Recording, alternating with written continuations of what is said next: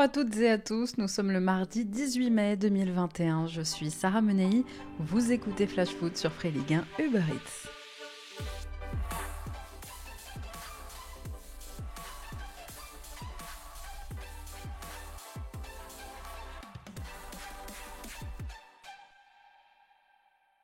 C'est le grand jour, c'est ce soir que Didier Deschamps dévoilera sa liste des 26 joueurs retenus pour disputer l'Euro à partir du 11 juin. 26 noms qui auront pour mission de confirmer le sacre mondial de 2018 et qui espéreront réaliser le même enchaînement que leurs aînés en 98 et 2000. Avec une liste élargie, la question qui est aujourd'hui sur toutes les lèvres, c'est Benzema ou pas Benzema. Écarté des Bleus depuis 5 ans et demi maintenant et l'affaire de la sextape, l'attaquant du Real Madrid a-t-il vraiment des chances de faire son retour en bleu ? Pourquoi pas ? Il fait en ce moment la meilleure saison de sa carrière au Real. En tout cas, beaucoup ont tenu à passer un message au sélectionneur. Oh mon Dédé, toi qui penses qu'à gagner, qui a déjà tant pardonné. Gignac, Payet, Rabiot qui te lâchait des vues, tu l'as sorti de garde à vue. Benzema, ça fait 6 ans qu'il est confiné, à chaque rassemblement. Oh Dédé, Benzema ça fait 6 ans qu'il régale au Real. 3 Ligues des Champions. Je suis sûr qu'à chacun de ses buts, tu veux mettre fin à votre dispute. Oh Dédé, réécris le synopsis. Aimez Benzema dans les 26. Imaginez qu'il le fasse. Imaginez une attaque Griezmann, Mbappé, Benzema. Alors qu'on s'était fait une raison depuis longtemps, ce qui a fait renaître l'espoir aujourd'hui, c'est un papier de l'Équipe puis un papier du Parisien. Les deux quotidiens indiquent qu'une surprise pourrait se glisser dans la liste du sélectionneur et le Parisien avance même qu'il s'agira de Benzema. Alors après tout ce qu'il s'est passé entre lui et Dédé, on imaginait mal le comeback, mais jusqu'à 20h20, il nous est encore permis d'espérer. Allez, c'est parti pour toutes les infos de la Ligue 1 et notre tour des clubs.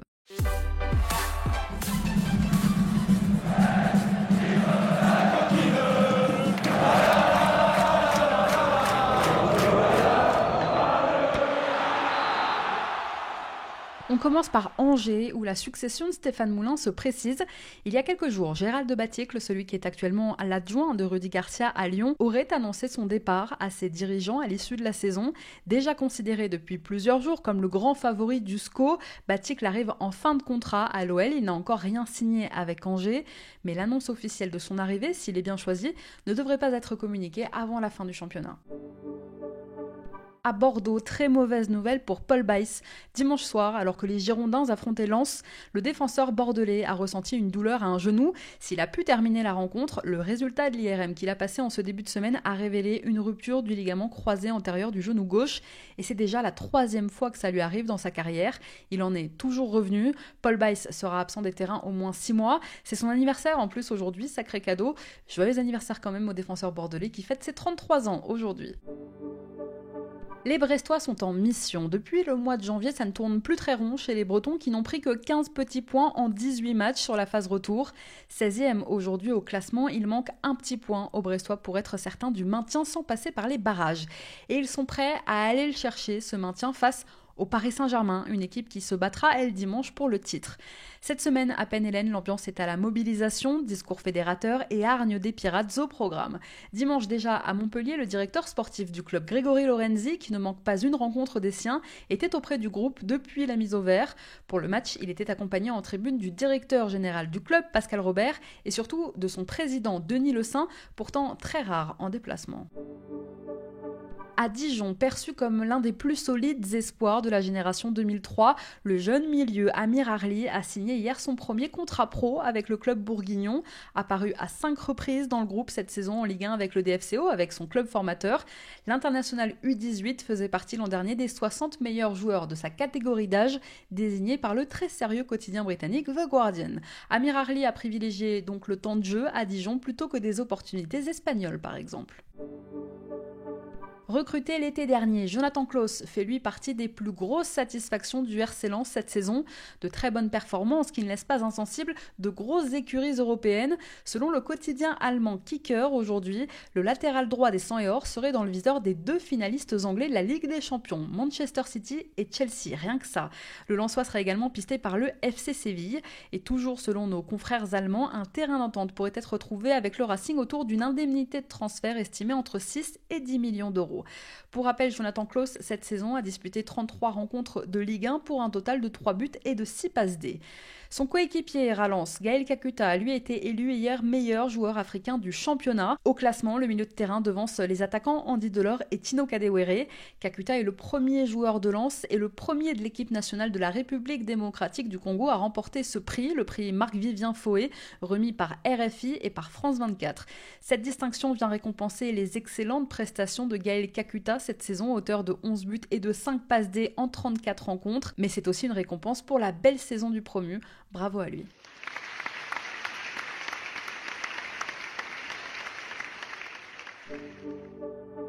C'est la nouvelle mode en ce moment en Ligue 1. Dans ce sprint final très serré et à l'aube de la dernière journée, toutes les équipes veulent logiquement disposer de leurs forces en présence et donc elles contestent les suspensions.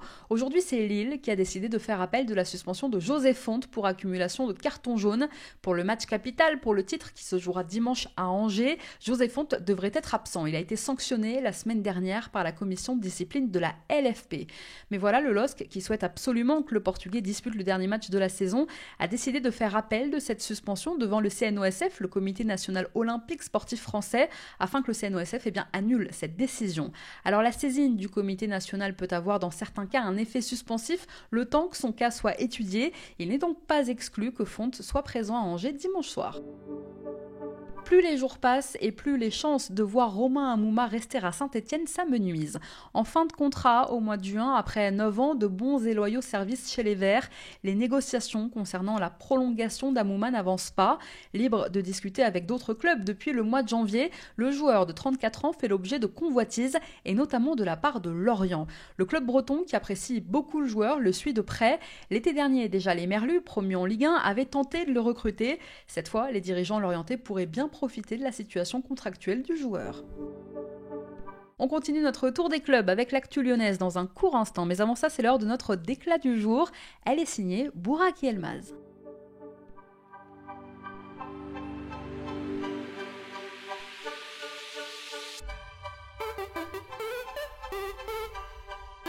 C'est mon cœur qui parle. Et vous avez un chef d'espoir qui est une retenue.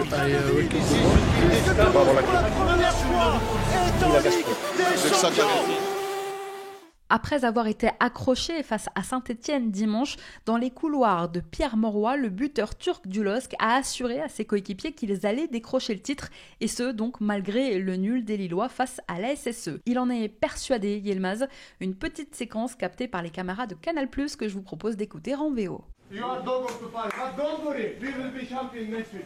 Don't worry. We will see. We will be champion next week. You will see. Against everybody. Bon, je vous fais la traduction. Ne vous inquiétez pas, on va être champion. Vous êtes des chiens de combat, on va être champion, vous allez voir, envers et contre tous. Lille, terre de sérénité. Allez, on reprend notre tour des clubs, direction Lyon. Lyon qui a lancé son mercato en recrutant d'abord Damien Da Silva, le défenseur central rennais de 33 ans, en fin de contrat avec le Stade Rennais le 30 juin. Il aurait trouvé un accord pour rejoindre l'OL la saison prochaine. C'est un joli cadeau d'anniversaire pour Da Silva qui fêtait hier ses 33 ans. Les dirigeants lyonnais qui viennent de prolonger Marcelo et qui sont très proches d'un accord avec Jason Denayer n'avaient pas forcément prévu de recruter dans ce secteur cet été, mais deux événements ont fait évoluer leur réflexion. D'abord la volonté de Jamel Benlamri de trouver un nouveau point de chute au mercato et aussi la blessure du jeune Abdoulaye Ndiaye sur qui l'OL mise beaucoup. Da Silva viendrait donc en tant que 4e défenseur central. Il aurait un accord de 2 ans. Il n'a encore officiellement rien signé. Et puis une deuxième recrue s'annonce dans le Rhône. Il s'agirait du latéral gauche Enrique Silva. Il a 27 ans. Il évolue à Vasco da Gama. Alors qu'il arrive en fin de contrat à Vasco, le Brésilien devrait débarquer dans les prochaines semaines en France où il retrouvera des compatriotes, Juninho bien sûr, mais aussi Marcelo, Lucas Paqueta ou encore Bruno Guimaraes. Le défenseur marseillais Douye Kaletatsar et le Lillois Domagoj Bradarić font partie du groupe retenu par Zlatko Dalic, le sélectionneur de la Croatie en vue de l'Euro. Ce sont les 2 seuls joueurs de Ligue 1 à avoir été appelés. Le milieu des Girondins, Thomas Basic, fait lui partie des réservistes. Le jeune milieu Amine Bassi, qui évoluait cette saison avec Nancy en Ligue 2, arrive en fin de contrat et il pourrait s'engager très prochainement avec le FC Metz. Après la défaite à Lorient dimanche, Frédéric Antonetti a reconnu un intérêt pour lui, sachant que Farid Boulaya semble sur le départ, il ne prolongera pas son contrat qui expire en juin 2022. Eh bien, le club lorrain va être contraint de le vendre de peur de le voir partir gratuitement l'été prochain et lui cherche donc un successeur. D'un profil technique assez proche de celui de Boulaya, Amine Bassi, 23 ans, avait déjà failli s'engager avec les Grenats il y a 2 ans, mais l'affaire avait capoté au dernier moment. Cette fois, le joueur étant libre, la donne est différente. Demain soir, 21h au Stade de France, le Paris Saint-Germain et l'AS Monaco s'affronteront en finale de Coupe de France. Pour ce match, Niko Kovac pourra compter sur l'ensemble de son groupe, même sur Sofiane Diop. L'une des révélations de la saison, il est de retour de blessure et il pourrait intégrer le groupe monégasque. Je vous donnerai évidemment les 2 compos, celle de l'ASM et celle du PSG, demain dans Flash Foot. Puisqu'on parle beaucoup de mercato aujourd'hui, sachez que Montpellier devrait vivre aussi un mercato estival très animé. Outre le départ déjà annoncé de son entraîneur Michel Derzakarian, plusieurs joueurs de l'effectif pourraient également quitter le MHSC cet été. Ce serait le cas par exemple d'Andy Delors ou de Gaëtan Laborde, très courtisés tous les deux. Un autre joueur est très courtisé à Nantes cette fois. Il s'agit de Randal Kolo Muani, double buteur contre Dijon le week-end dernier. Kolo Muani a été l'une des révélations du côté de Nantes cette saison. Auteur de 8 buts et de 9 passes D, le joueur n'a pas prolongé son contrat avec les Canaries, contrat qui court jusqu'en 2022. Et par conséquent, Valdemar Kita pourrait bien être contraint de vendre l'international espoir dès cet été de peur de le voir partir libre dans un an.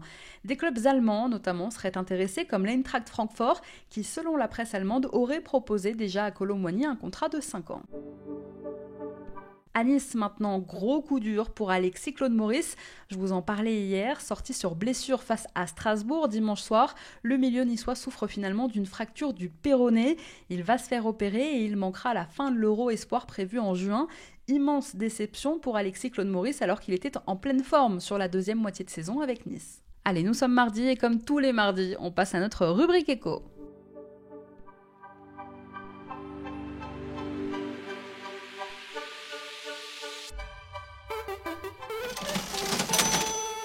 Cette semaine, on revient sur la fermeture annoncée du centre de formation du Nîmes Olympique. Bernard Blacard en avait fait l'une de ses marques de fabrique, lui le formateur devenu entraîneur. Et aujourd'hui, face aux problèmes économiques que connaît le club et que la descente en Ligue 2 ne va pas arranger, son président Rani Assaf veut fermer le centre. En raison de la crise sanitaire, de la défaillance de Mediapro, Nîmes devrait finir la saison avec une perte de 10 millions d'euros. Le président a donc annoncé il y a quelques jours son intention de se séparer du centre d'ici la fin de la saison. Selon lui, l'apprentissage représente un coût trop élevé dans la situation financière actuelle. Alors l'ADN formation du Nîmes Olympique va-t-elle perdurer ? Les futurs Bénézet, Alacouche, Briançon, Ripard vont-ils devoir se tourner vers d'autres centres de formation de la région, comme Montpellier par exemple ? En tout cas, depuis l'annonce de M. Assaf, les Nîmois se mobilisent. Supporters, mairie. Il y a quelques jours, l'association Nîmes Olympique a proposé à l'actionnaire du club d'en prendre en charge la gestion pour assurer sa survie. La proposition de l'association porte notamment un projet d'actionnariat populaire, un système de socios, en gros, soutenu par les représentants des supporters. Une solution pour sortir de la crise. Alors pendant 3 heures, il y a quelques jours, le président de l'association, Yannick Liron, a présenté son projet à Rani Assaf, un président qui se serait montré sceptique. Yannick Liron, qui est aussi expert comptable, attend aujourd'hui des réponses pour boucler son budget. Il pense qu'avec 1,8 million d'euros, l'association peut s'en sortir en gérant donc la formation nîmoise. 1,3 million d'euros pour la formation et 500 000 euros pour la préformation. Yannick Liron a même monté un budget prévisionnel avec 50% de recettes publiques et 50% de recettes privées. Liron table sur 5 000 adhésions à 30 euros. Il s'est inspiré du modèle des Calons, ces supporters guingampais qui sont parvenus à mobiliser 15 000 personnes pour acheter des parts de leur club. Mais l'association de supporters nîmoise ne lancera la campagne d'adhésion que si 85 à 90% du budget est bouclé. Mais alors combien ça coûte de former un joueur ? Quand on fait le calcul au prorata, un jeune joueur formé au centre à Nîmes coûte environ 6 000 euros par an. L'association gère jusqu'au U15 et c'est ce qu'on appelle la préformation. La section professionnelle de son côté gère le centre de formation, c'est-à-dire à partir des U16 et jusqu'à la réserve, le tout pour un total annuel qui avoisine les 2 millions d'euros. Et c'est bien cette partie de la formation qui appartient à la société Nîmes Olympique que Rani Assaf veut arrêter. Donc des U16 jusqu'au pro et 2 millions d'euros d'économie en vue. Je vous parlais de Bernard Blacquart tout à l'heure, mais de tout temps, le Nîmes Olympique a été reconnu comme club formateur.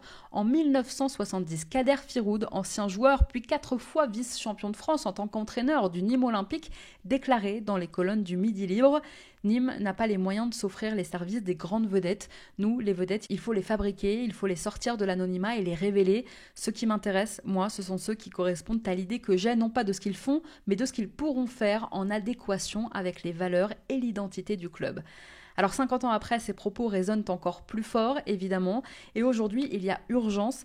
40 salariés du centre de formation nîmois attendent de connaître leur avenir, et plusieurs jeunes joueurs attendent eux aussi de savoir s'ils devront quitter Nîmes cet été. Allez, on reprend notre tour des clubs, direction la capitale et le camp des loges. Le Paris Saint-Germain a officialisé hier la prolongation du contrat de 3 ans de son milieu, Julian Draxler. L'Allemand, qui arrivait en fin de contrat en juin, est désormais lié au club de la capitale jusqu'en 2024. Il semblerait que la nomination de Mauricio Pochettino sur le banc parisien cet hiver l'a relancé, alors que Draxler songeait à partir libre. Le Bayern lui proposait d'ailleurs un salaire supérieur, mais il a finalement accepté de rester au Paris Saint-Germain. Enfin, les Parisiens Alessandro Florenzi, Marco Verratti et Moleskine ont été retenus dans la liste de la Nazionale pour le match amical face à Saint-Marin le 28 mai. En attendant de connaître les 26 internationaux italiens qui disputeront l'Euro cet été, Roberto Mancini, le sélectionneur de l'Italie, a dévoilé donc hier un groupe de 33 joueurs pour le prochain match amical. L'ancien portier parisien Salvatore Sirigu, aujourd'hui au Torino, est également présent dans cette liste. Le Stade de Reims s'active lui aussi pour la saison prochaine.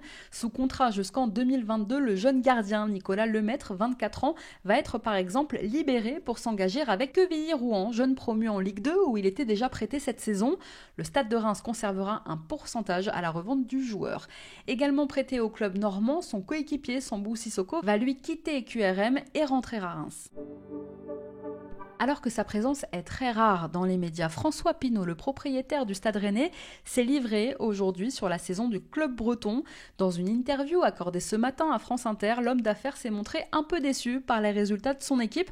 Après un bon départ en Ligue 1, Rennes s'est effondré au cœur de l'hiver et est aujourd'hui 7e au classement à l'aube de la dernière journée. Il n'y a pas que l'art dans la vie, François Pinault, il y a aussi le foot. Le Stade Rennais, dont vous êtes le propriétaire, est 7e au classement de Ligue 1 de football. Pas terrible, non ? On aurait pu mieux faire, mais on a eu des accidents de parcours. Un jeune entraîneur qui a eu des difficultés, qui s'est découragé à un moment, changement d'entraîneur en cours de saison. Pas terrible, on est quand même 7e et on peut finir 5e, ne vous en déplaise. Moi, je vous parlais d'optimisme tout à l'heure. Je pense qu'on va finir 5e ou 6e, qu'on sera européen l'année prochaine. Il nous reste 2 matchs, mais il faut les gagner. Et là, vous êtes en train de vous mettre en colère. Non, je me mets pas en colère parce que l'équipe en place a fait un gros boulot. Il y a un nouvel entraîneur qui s'appelle Bruno Genesio qui fait un travail extraordinaire, mais il vient d'arriver. Alors, faut lui donner un peu de temps. Voilà un extrait de cet entretien de Monsieur Pinault, interrogé par Nicolas Demorand. Vous l'avez entendu, il s'est exprimé sur la saison du club dont il est propriétaire depuis 1998. Rennes, qui affronte Nîmes dimanche prochain au Roison Park, peut toujours décrocher la 6e place qualificative pour la Conference League. Merci à tous d'avoir été avec nous, c'était Sarah Menei. Vous écoutiez Flash Foot sur Free Ligue 1 et Uber Eats. On se retrouve demain.